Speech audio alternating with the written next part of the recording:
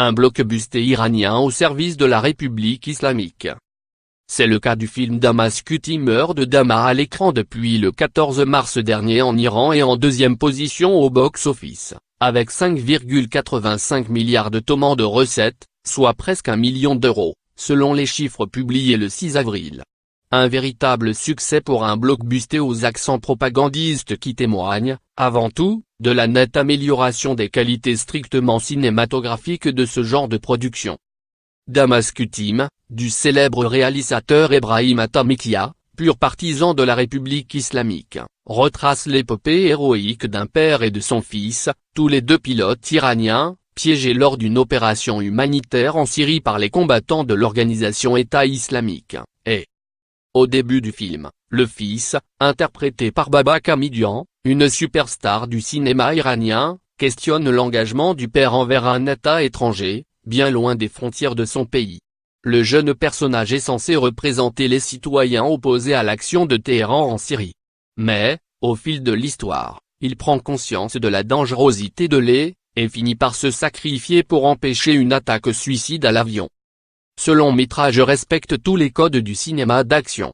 Mais son message est clair: sans les défenseurs des mausolées, nous aurions eu à affronter, tous les jours en Iran, esclavage, emprisonnement et sauvagerie de la part de Daesh, soutient le documentariste Reza Faraman, proche du pouvoir, dans un récent entretien accordé au quotidien Javan au sujet de ce genre de production.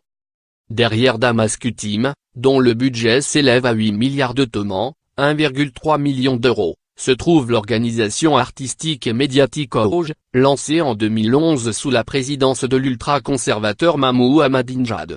Cette structure est financée, au moins en partie, par des fonds des gardiens de la Révolution, le bras armé de la République islamique. Un lien dont OJ ne se cache guère.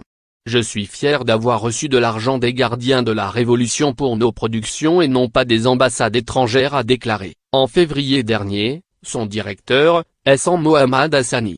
Une attaque visant, semble-t-il, le grand cinéaste iranien Asghar Farhadi, qui fera l'ouverture du festival de Cannes-, primé à l'étranger, et dont le long-métrage, Le Client, 2016, avait bénéficié de l'aide financière du Festival du film de Doha. Ces dernières années, OJ a été très active au cinéma, mais aussi à la télévision. À travers notamment la 5e saison de la série à succès Paytact, capitale en persan. Diffusée pendant les vacances du Nouvel An iranien, le 20 mars, cette fiction relate les tribulations d'une sympathique famille iranienne qui, au lieu de profiter d'un séjour en Turquie, se retrouve face à des djihadistes en Syrie. Elle est l'œuvre de Sirou Moghadam, réalisateur pourtant connu pour ses films comiques, légers, dénués de tout message politique et dont aucun ne laissait entrevoir d'affinité avec les valeurs portées par le pouvoir. Une preuve de la capacité de OJ à attirer des professionnels plus habiles, capables de faire passer des messages politiques à un public plus large, dépassant les habituels sympathisants purs et durs de l'idéologie de la République islamique d'Iran. Lire aussi. De Jafar Panahi à Asghar Farhadi, un chant contre chant persan.